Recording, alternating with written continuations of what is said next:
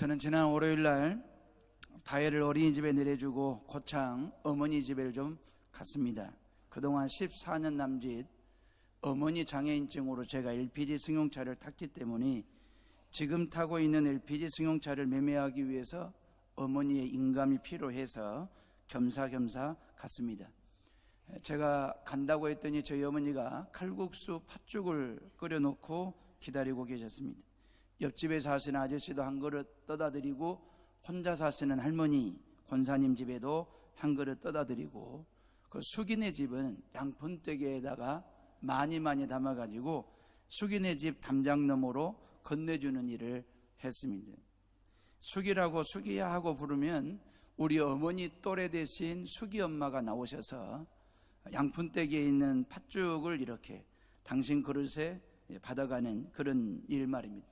우리 집과 숙이네 집은 지난 60년 넘도록 낮은 막한 담장을 사이에 두고 이웃 벗처럼 그렇게 지냈거든요. 근데 이 담장에 대한 여러 가지 사연들이 좀 있긴 한데 저희 어머니는 6남매가 말입니다. 학교 가는 길에 100원하고 손 내밀면 6남매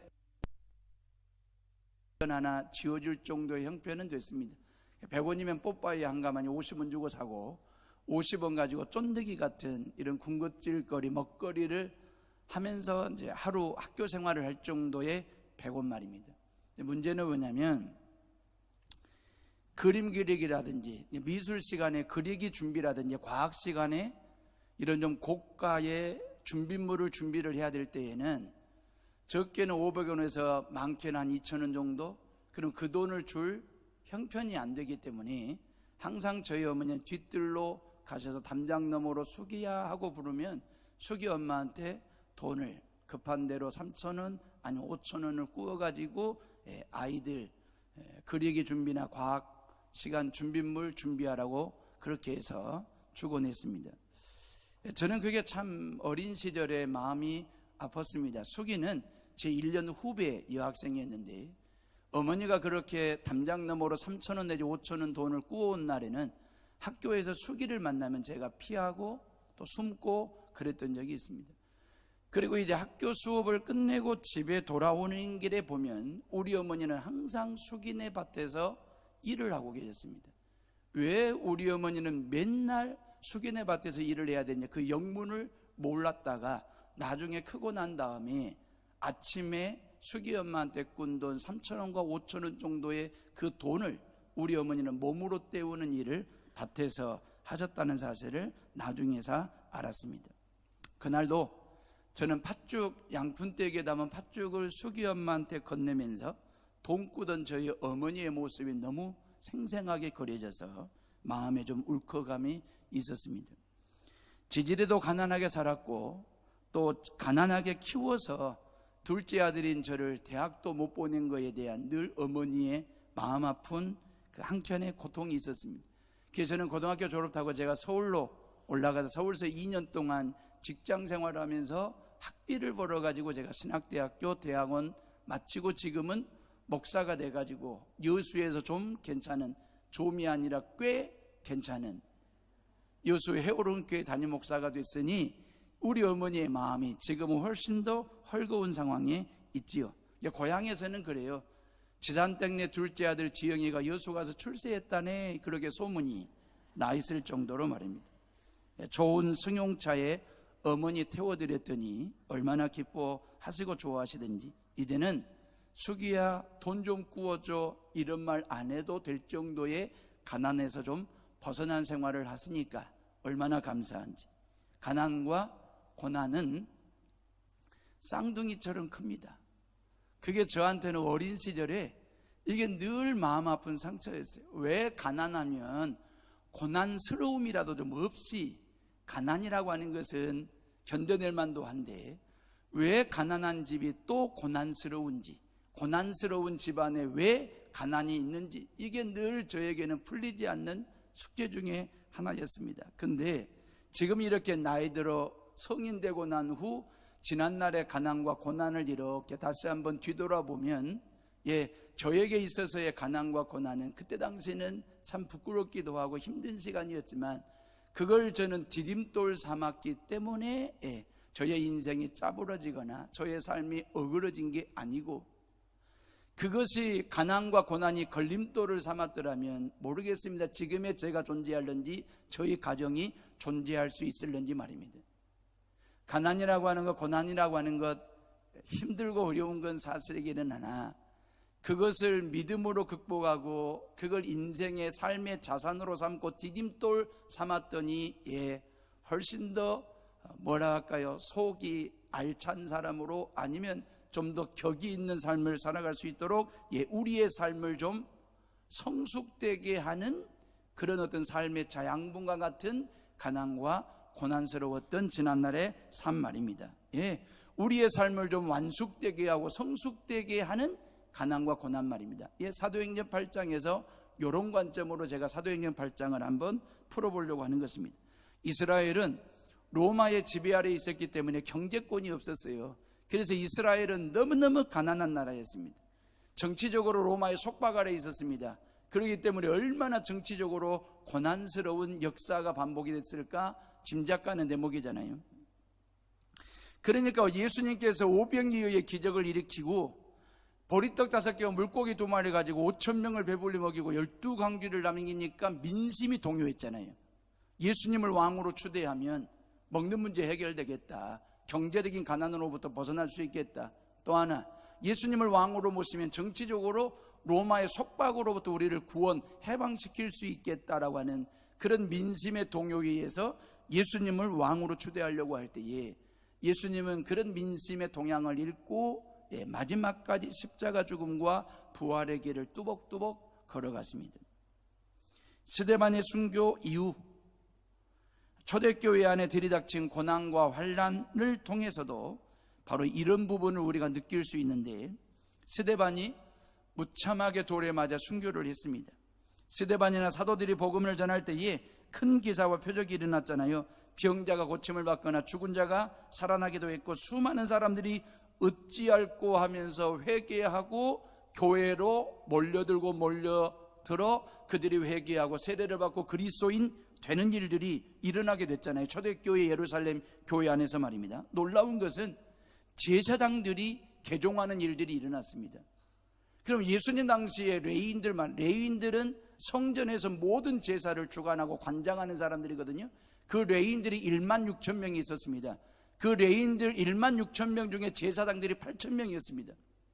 근데 그 제사장들이 유대교를 버리고 기독교, 그리스도교로 개종한다라고 하는 것은 평신도들이, 평민들이 어느 정도 개종이 이루어졌는지는 짐작갈 만한 대목이지 않습니까?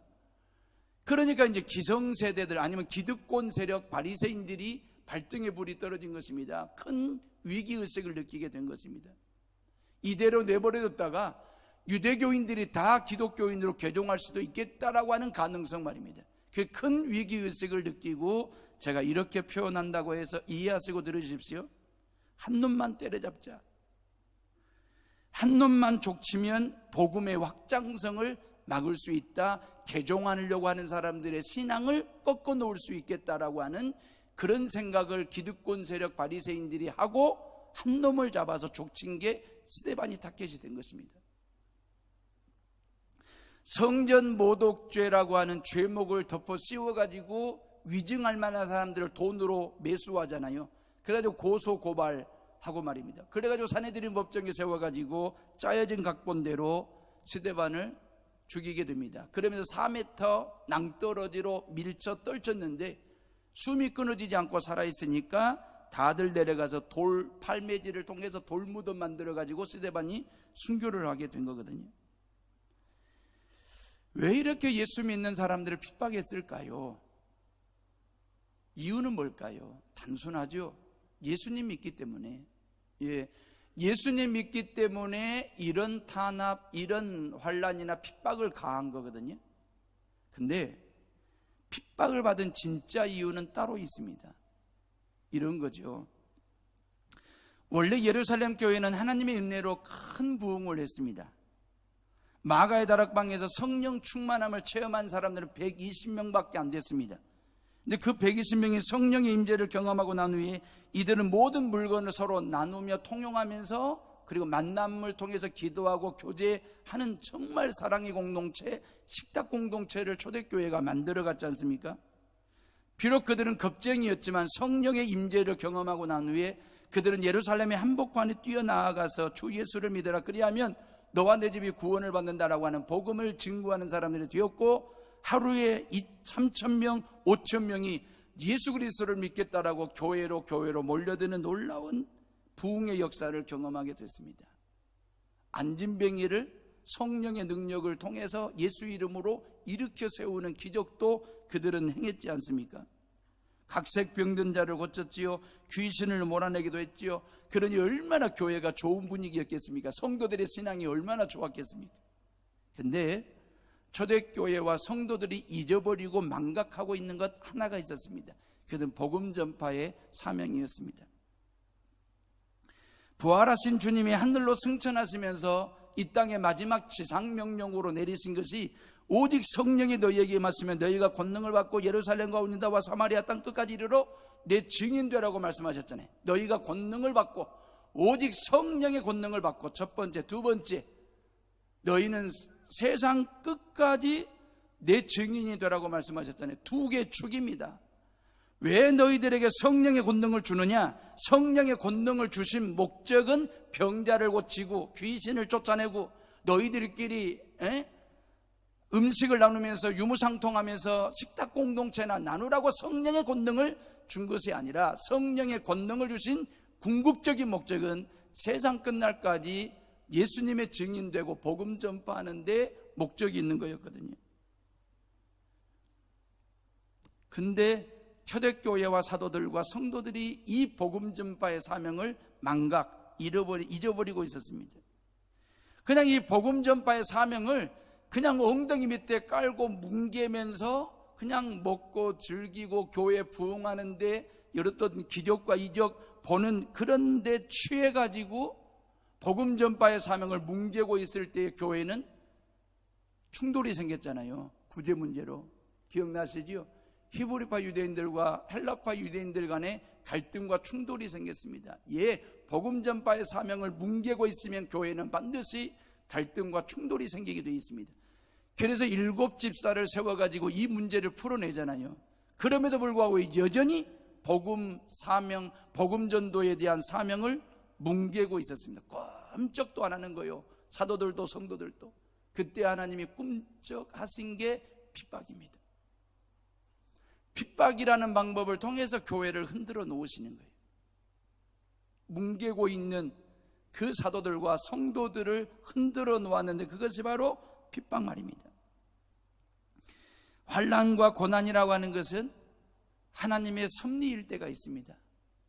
여러분들에게 혹 개인적으로나 가정적으로 어떤 고난이나 환난이나 핍박이나 어려움이나 고통스러운 일이 있을 때 이걸 하나님이 우리 가정에 주신 섭리로 받아들일 줄 아는, 섭리로 해석할 줄 아는 그 믿음이 있어야 되는데, 이런 고난과 핍박 그리고 스데반 순교에 앞장선 사람이 있었는데 그가 누구냐면 사울이라는 청년입니다.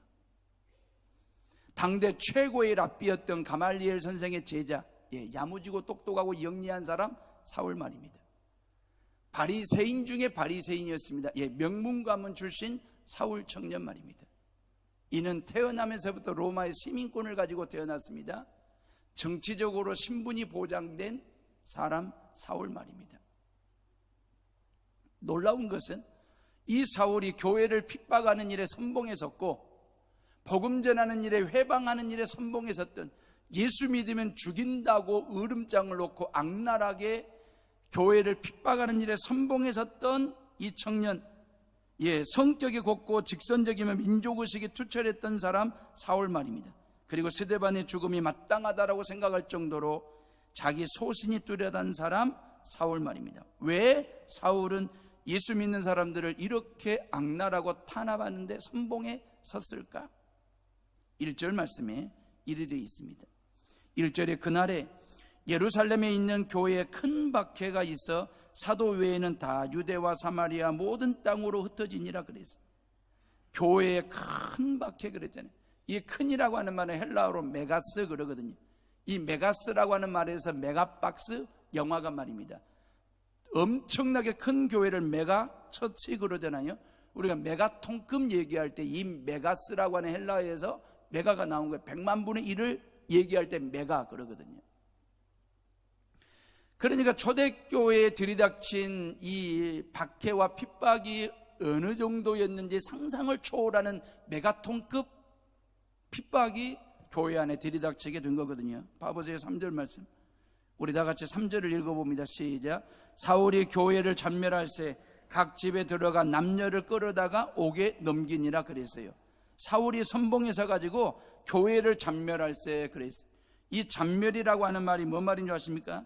이 전멸이라고 하는 말은 헬라어로 르마이 노마이, 르마이 노마이라고 하는 말은 이런 거예요. 멧돼지가 말입니다. 밭에 들어가가지고 온 밭을 짓이겨 놓았습니다. 모든 농작물들을 먹을 수 없도록 다 짓이겨 놓은 상태를 쑥대밭이라고 얘기하는 것입니다.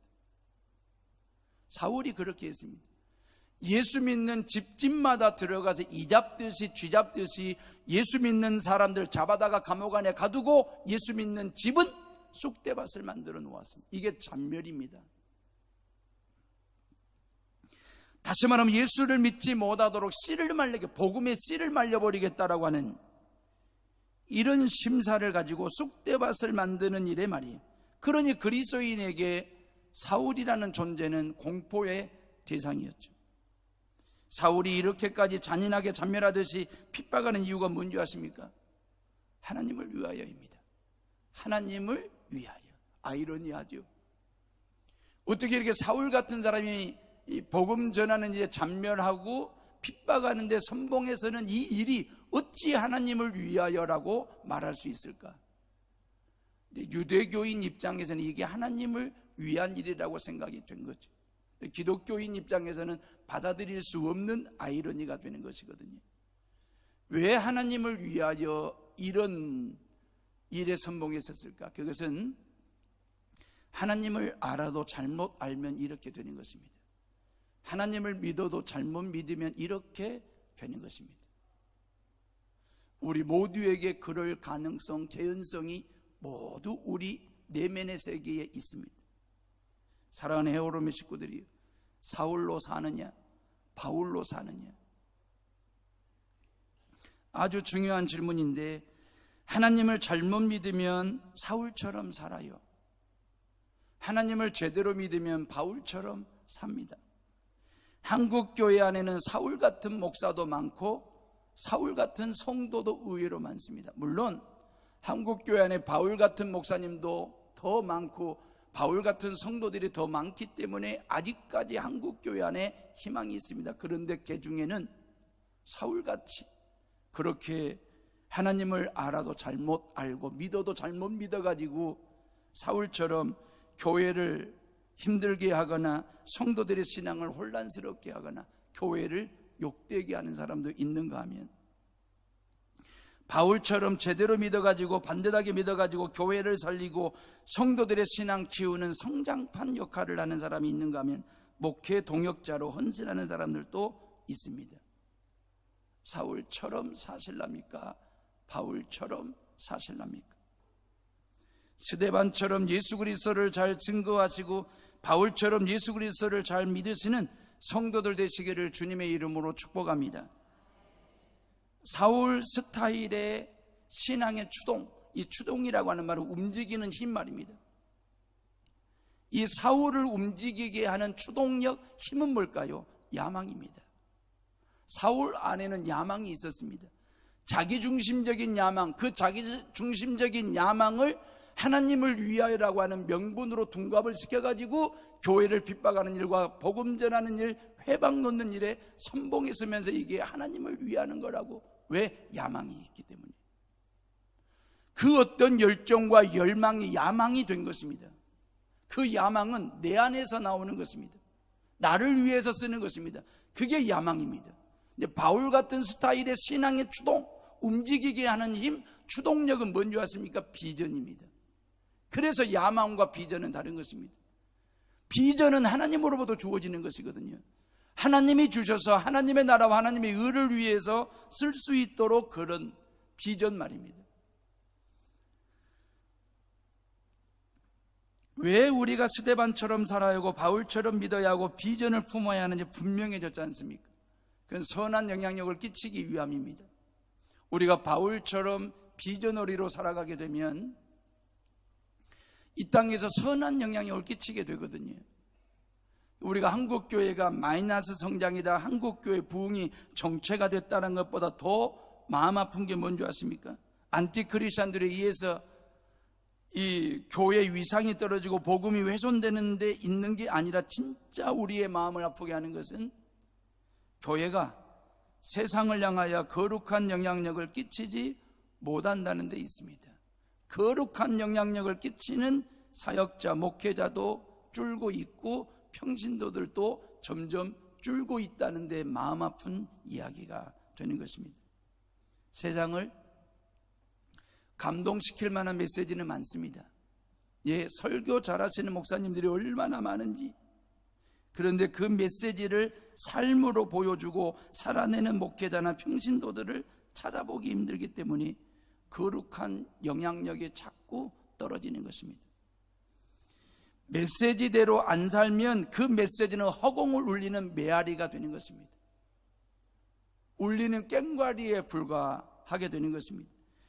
메시지가 메아리 되는 게 아니라 메시지가 삶이 되도록 하는 것 말입니다. 메시지는 말이 아니라 삶입니다. 스데반은 말뿐인 메시지를 선포한 게 아니라 삶이 되는 메시지를 선포했고 그 메시지대로 삶대로 그는 순교자의 길을 걸었습니다. 말뿐인 메시지는 메아리일 뿐입니다. 울림은 있는데 감동이 없습니다. 변화가 없습니다. 능력이 나타나지 않습니다. 그런데 삶으로 살아내는 메시지는 내 영혼에 깊은 울림이 있습니다. 깨닫는 감동이 있습니다.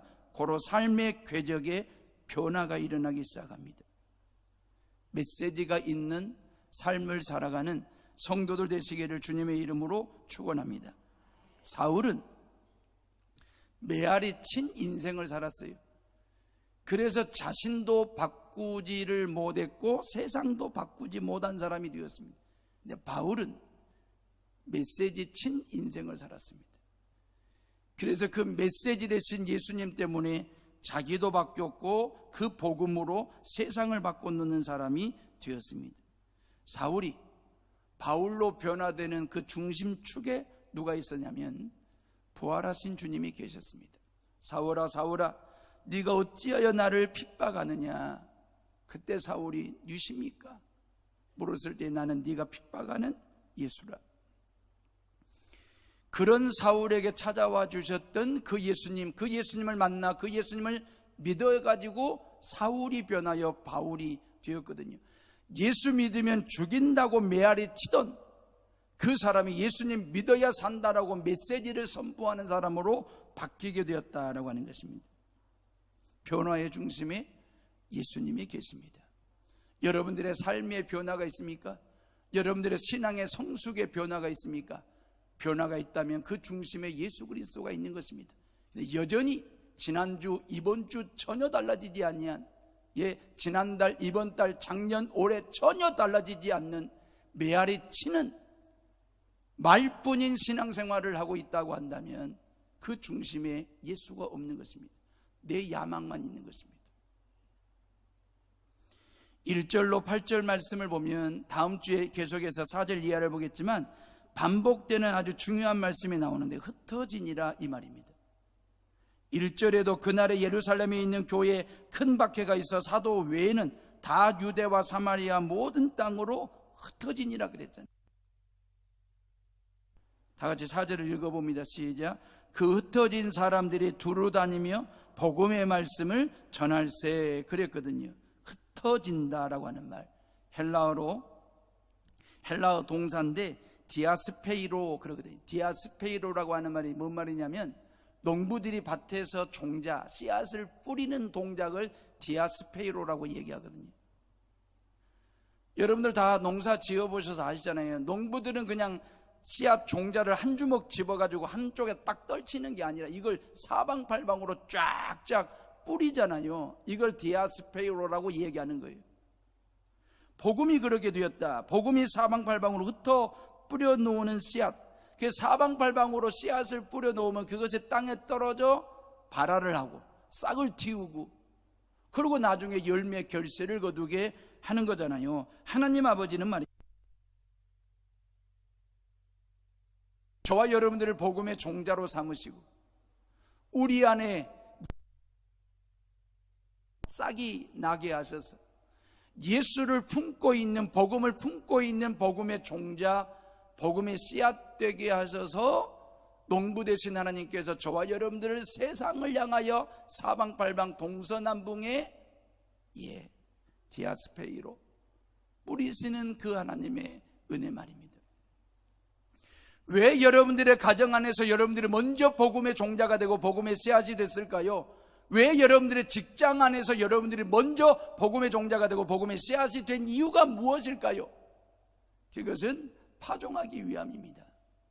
여러분들의 가정 안에 복음의 씨앗으로 파종되고 여러분들의 직장 안에 삶의 현장 속에 복음의 종자로 파종하시고 뿌리시기 위해서 우리를 먼저 우리 안에 예수 바라, 예수의 생명을 공급해 주시고 우리 모두를 다 복음의 종자로 씨앗으로 삼아 주신 거니까.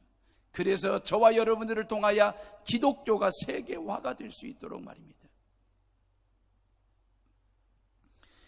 복음에 씨앗된 그리스도인들이 예루살렘에만 머물러 복음을 뭉개고 있으니까 하나님은 박해라고 하는 방법을 통해서 사방팔방으로 디아스포라, 흩어지는 그리스도인들이 되게 하셔서 말이에요, 그냥 예루살렘 초대교회 안에 그냥 복음을 뭉개고 사는 거예요. 그들에게 환난이나 핍박을 통하여 세계 만방으로, 그래서 안디옥에 뿌려지고 로마 땅에, 사마리아를 비롯해서 로마 땅에 복음의 씨앗이 뿌려질 수 있도록 하신 것입니다. 기독교의 세계화, 복음의 세계화 말입니다. 유대교를 봐보세요. 유대교는 지금도 국가 종교이고 민족 종교에 불과합니다.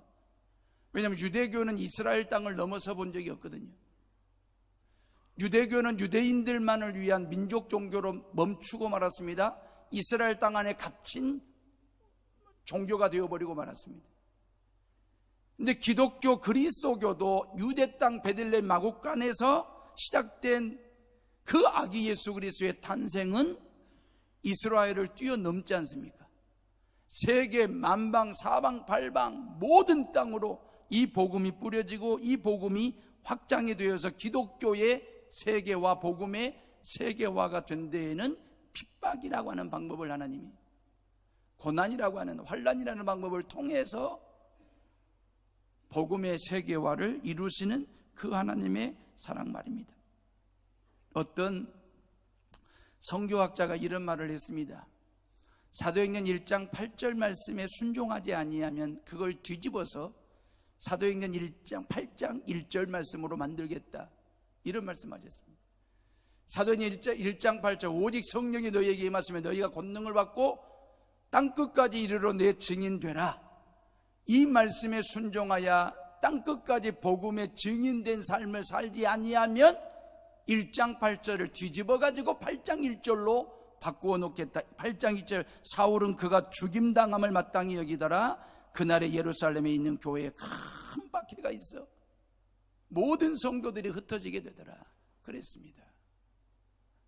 여러분, 내 안에 계신 예수 그리스도, 내 안에 계신 예수 그리스도를 내 마음에 가두어 놓고 내 마음속에만 담아두고 나만 예수님 믿고 나만 구원받는 것으로 만족, 그래서 그렇게 복음을, 말씀을, 십자가를 뭉개고 있으면 우리의 신앙이 사도행전 1장 8절 말씀을 뒤집어 8장 1절이 되어가지고 순교를 하거나 흩어지게 하듯이 우리의 신앙을 그렇게 뒤집어 놓을 수도 있는 하나님 말입니다.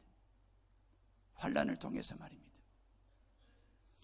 우리가 예수답게 살지 못하면, 복음적인 삶을 살아내지를 못하면, 성경적인 삶을 살지를 못하면 우리의 인생을 뒤집어 가지고 1장 8절이 8장 1절로 뒤집어지듯이 우리의 인생과 우리의 신앙도 뒤집어질 수 있다. 근데 그게 우리를 향한 하나님의 사랑이라는 사실을 아십니까? 우리를 향한 하나님의 섭리라고 하는 사실을 아십니까? 환난은 때에 따라 저주가 아닙니다. 고난이나 핍박이 때에 따라 하나님의 미움에서 나오는 게 아니라 우리를 얼마나 사랑하셨으면 그런 방법을 통해서라도 우리가 영적으로 신앙적으로 성교적인 삶을 살기를 원하실까? 창고 안에다가 종자를 가두어 놓거나 모아놓거나 쟁여놓거나 씨앗을 말입니다. 그러면 그 종자와 씨앗은 나중에 가서 보면 썩습니다. 아무 쓸모 없습니다. 마찬가지입니다. 그래서 농부는 창고문을 열고 그 종자를 가지고 밭에 나아가 뿌린다고요. 마찬가지입니다. 복음 대신 예수 그리스도 내 안에 가두어 두고 담아두고 쟁여놓고 살면 우리의 신앙은 멍들고 우리의 신앙은 병들고 죽을 수도 있습니다. 액션, 움직이는 것입니다. 복음 들고 복음의 종자가 되어서 복음의 씨앗이 되어서 세상을 향하여 뿌려지는 존재로 살아가는 것 말입니다. 이스라엘 백성들이 출애굽을 했습니다. 광야 40년 생활을 보냅니다. 그 광야 40년은 공동체인데 두 가지 공동체죠. 하나는 예배 공동체, 또 하나는 군사 공동체였습니다. 이스라엘의 광야 40년은 하나님의 임재를 상징하는 구름이 성막 위에 덮이면 예배 공동체가 되는 것입니다. 하나님을 예배했죠. 그리고 하나님의 임재를 상징하는 구름이 걷히면 이스라엘 백성들은 12개 지파가 법궤를 중심으로 해서 행군 대용으로 이동을 합니다. 군사 공동체입니다. 해오름교회도 마찬가지입니다. 이 시간 저와 여러분들은 예배 공동체로 지금 하나님을 예배하고 있습니다. 그럼 예배 공동체, 이 예배를 통해서 우리 모두가 다 예배인이 되었습니다. 그리고 우리는 세상으로 나아가야 되지 않겠습니까? 세상에 나아가 우리가 영적 전쟁을 치루어야 할 얼마나 치열한 영적 전쟁터인지 모릅니다. 우리의 신앙을 병들게 하고 우리의 신앙을 꺾어 놓으려고 하는 여러 가지 영적 전쟁을 치루어야 될 영적 전사로 우리는 세상으로 나아가야 되는데 세상에서는 선교 공동체로 살아가는 거죠. 선교인으로 말입니다. 오늘 이 시간 이 자리에서 예배인으로 무장하시고 세상으로 나아가는 선교인으로 살아가는 여러분들 모두가 다 되시기를 주의 이름으로 축복합니다.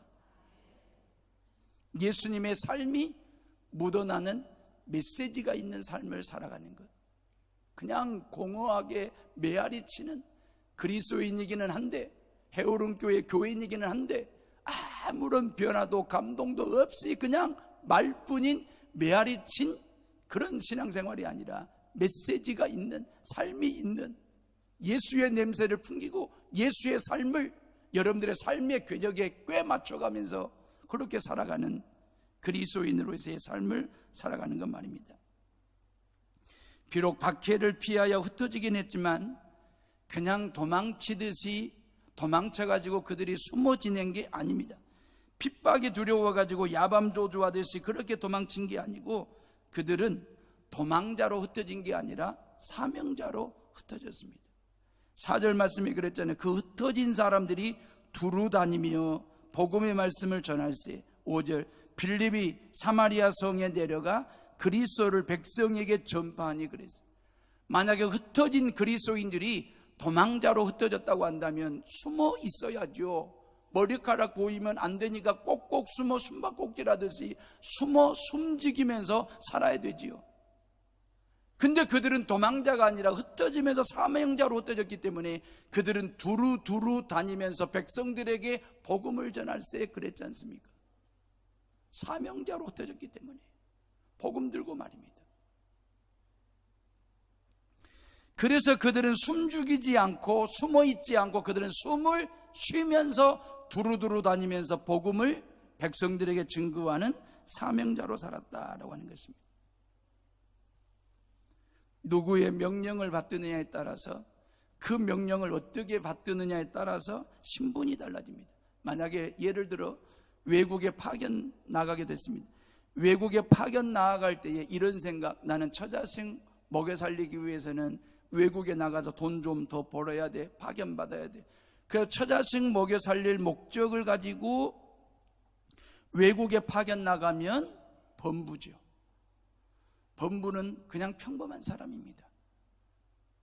국어사전적 의미는 어리석다, 무지하다 그런 뜻을 가지고 있습니다.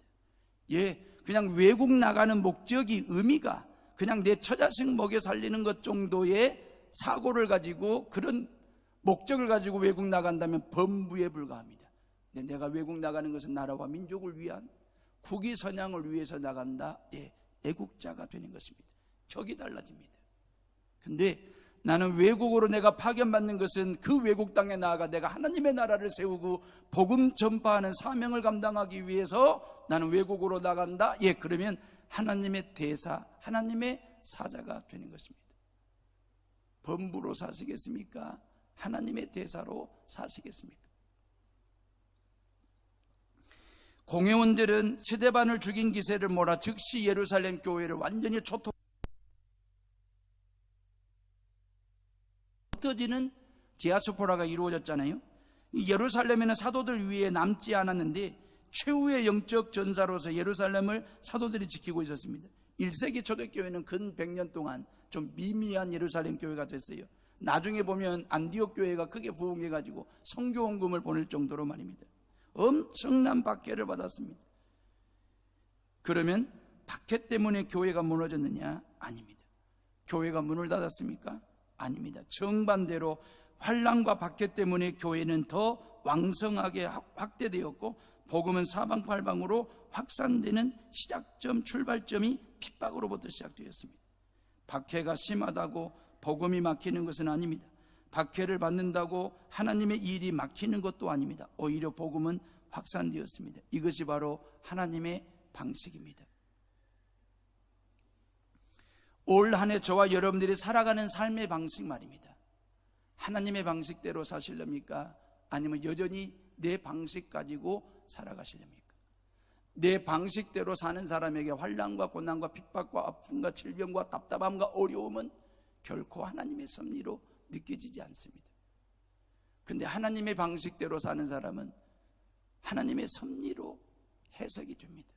어떤 환난이나 고난이나 핍박이나 질병이나 아픔이나 답답함이 있을 때 나를 향하신 하나님의 사랑이라고 하는 섭리로 해석이 되어질 때에 우리는 범부가 되는 게 아니라 하나님의 대사로 살아갈 수 있고 사울이 아니라 바울처럼 살아갈 수 있는 그런 존재가 된다는 사실을 믿으시고 믿음 안에서 승리하시고 오늘 이 시간 예배인이 되었으니 세상으로 나아가 선교인으로 살아가는 모든 성도들 되셨어요. 스데반처럼 바울처럼 이 땅에서 복음의 종자로 복음의 씨앗으로 뿌려지는 저와 여러분들이 되셔서 여러분들이 사는 여러분들 두 발 딛는 그곳에 예수 그리스도의 십자가의 핏뿌림의 역사가 일어나기를 주의 이름으로 축원합니다. 축원합니다. 기도하겠습니다.